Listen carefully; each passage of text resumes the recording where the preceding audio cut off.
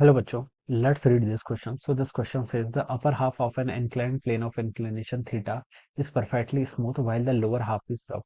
The body starting from the rest at top comes back to the rest at the bottom if the coefficient of friction for the lower half is given by, ठीक है। Lower half के लिए अगर coefficient of friction किसके equal होगा ये बताना है, ठीक है। तो देखिए बच्चों, इस क्वेश्चन का की कॉन्सेप्ट आपका लिख लीजिए। The key concept of this question, coefficient of friction for the lower half, ठीक है। body starting from the rest at the top comes back to the rest at the bottom, all right। Lower half, all right. तो देखिए यहाँ पर work energy theorem का use कर लीजिए। देखिए इस क्वेश्चन को सॉल्व करके हम दो तरीके से कर सकते हैं। एक तो फ्रिक्शन का कोएफिशिएंट लगाएंगे, फिर इक्वेशंस ऑफ मोशन सॉल्व करेंगे, ठीक है। और एक work energy theorem. Work energy theorem इस काम को बहुत इजीली सॉल्व कर देगी। वर्क एनर्जी थ्योरम देखिए बच्चों क्या बताती है।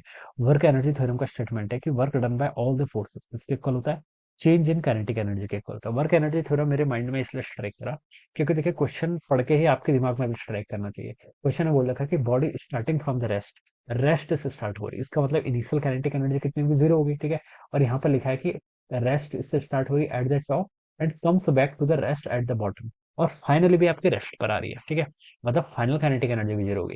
तो इनिशियल काइनेटिक एनर्जी बता रखी है, फाइनली बता रखी है, ठीक है। तो आपके दिमाग में चेंज इन काइनेटिक एनर्जी का अगर इनिशियल और फाइनल दोनों बता रखा है, तो आपके दिमाग में सबसे पहले वर्क एनर्जी थ्योरम स्ट्राइक करना चाहिए, अगर आपको क्वेश्चन में काइनेटिक एनर्जी की हिंट दी है। क्योंकि work done bye all the forces किसके इक्वल होता है, आपका चेंज इन काइनेटिक एनर्जी के इक्वल होता है। और चेंज किसके इक्वल होता है, final kinetic energy minus initial kinetic energy, ठीक है। तो ये क्वेश्चन आपका यहाँ से सिंप्लीफाइड हो जाएगा, ठीक है। तो work done bye all forces किसके इक्वल होगा, change in kinetic energy. Initial kinetic energy zero क्योंकि रेस्ट से स्टार्ट हुआ था, बॉटम पर पहुंच के भी रेस्ट पर जाएगा तो फाइनल काइनेटिक एनर्जी भी जीरो, ठीक है। तो ये work done bye all the forces किसके इक्वल हो गया, जीरो के इक्वल हो गया। अब बच्चों देखिए यहाँ पर ऑल फोर्सेस जो जो बोला गया है, वो ऑल फोर्सेस है कौन कौन से ये देखना है, ठीक है। एक ब्लॉक देखिए यहाँ पर आपका ब्लॉक है, ठीक है। ये इसकी मान लीजिए पूरी एंक्लाइन की हाइट आपकी एल के इक्वल है, मान लेते हैं, ठीक है। ये मैंने एज्यूम किया, अपने मन से एक वेरिएबल लेके आ गया। एक थीटा एंगल मान लीजिए, ये भी मैंने अपने मन से मान लिया, ठीक है। तो बच्चों देखिए मैं क्या बता सकता हूँ, ब्लॉक आपका यहाँ पर से था, ठीक है। इस पर कौन कौन सा फोर्स लगा, एक फोर्स आपका mg लगेगा ऐसे, ठीक है। ऊपर वाली देखिए इसमें बोला गया क्वेश्चन में कि अपर हाफ तो आपकी स्मूथ है, लोअर हाफ रफ है, ठीक है। तो यानी कि जो नीचे की L/2 डिस्टेंस है, ये आपकी रफ है, ठीक है। ये आपकी क्या है, रफ है।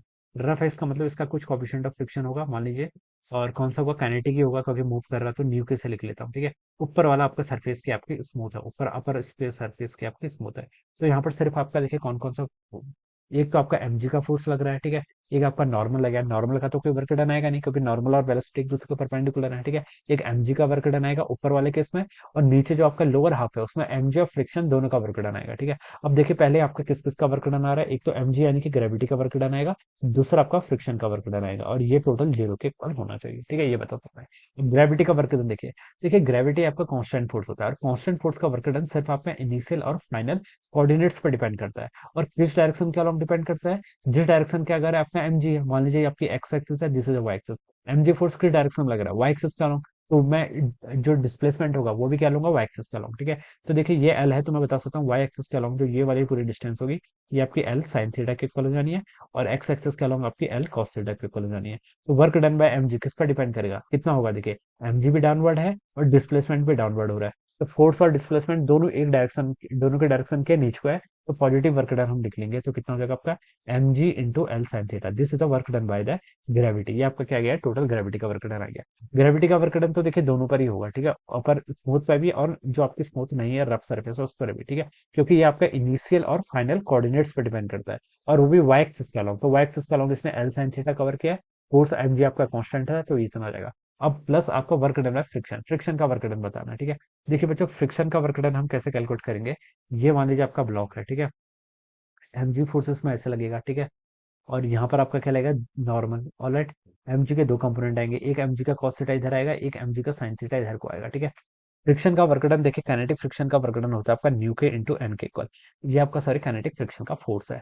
नॉर्मल किसके इक्वल होगा यहाँ से आपका mg cos थीटा, तो न्यू के into mg cos theta, this is our friction, ये तो आपका क्या आ गया, फ्रिक्शन फोर्स आ गया। डिस्प्लेसमेंट नीचे की तरफ हुआ है कितना, L/2, ठीक है। तो फ्रिक्शन देखिए किस डायरेक्शन में लगेगा, फ्रिक्शन ऑलवेज मोशन को अपोज करता है, तो फ्रिक्शन ऊपर की तरफ लगेगा, डिस्प्लेसमेंट नीचे की तरफ हो रहा है, तो इसका वर्क डन तो आपका नेगेटिव आएगा, ठीक है। तो फ्रिक्शन का वर्क डन आपका नेगेटिव आएगा, और काइनेटिक फ्रिक्शन का वर्क डन नेगेटिव भी होता है, ठीक है, ये भी हमें पता है। तो देखिए कितना होगा आपका फोर्स आपका आ गया, mu times M G cos theta into आपका डिस्प्लेसमेंट। डिस्प्लेसमेंट बच्चों कितना है, एल बाई टू, ठीक है, एल बाई टू है, ठीक है, क्योंकि लोअर हाफ में ही सिर्फ आपकी सरफेस रफ है, ठीक है, तो ये आपका एल बाई टू से इसको आप ऐसे मल्टीप्लाई कर लीजिए। ये होल टर्म किसके इक्वल, जीरो के इक्वल रहेगी। अब बस उसको सॉल्व कर लीजिए। देखिए ये कितना है आपका M G L sine theta, this is equal to, इसको उधर लेके जाऊंगा तो आपका न्यू के टाइम्स आपका एम जी कॉस थीटा, और एल बाई टू वाली टर्म आपकी यहाँ पर ऐसे बच जाएगी, ठीक है। एम जी से बच्चों देखिए यहाँ पर आपका एम जी कैंसिल, एल से बच्चों यहाँ पर आपका एल कैंसिल, तो ये बच गया आपका साइन थीटा डिवाइडेड बाई इधर से कॉस थीटा आ गया डिनोमिनेटर में, और यहाँ पर आपका क्या बच गया, न्यू के बाई टू के इक्वल बच रहा है, ठीक है। Sine theta by cos theta कितना होता है आपका टेन थीटा, तो न्यू के की वैल्यू यहाँ से आपकी टू टाइम्स टेन थीटा के इक्वल आ गई। तो देखिए इस तरीके से आपका ये क्वेश्चन इतनी जल्दी सॉल्व हो गया, न्यू के की वैल्यू टू टेन थीटा, ठीक है। तो डी ऑप्शन यहाँ से राइट हो जाएगा, ठीक है। हम इसको equation of motion of friction का कॉन्सेप्ट लगा के भी कर सकते हैं, ठीक है, लेकिन वो थोड़ा लेंथी मेथड होगा। और वर्क एनर्जी थ्योरम थोड़ा सिंप्लीफाइड मेथड है। So I hope you understood this concept. All the best and thank you so much.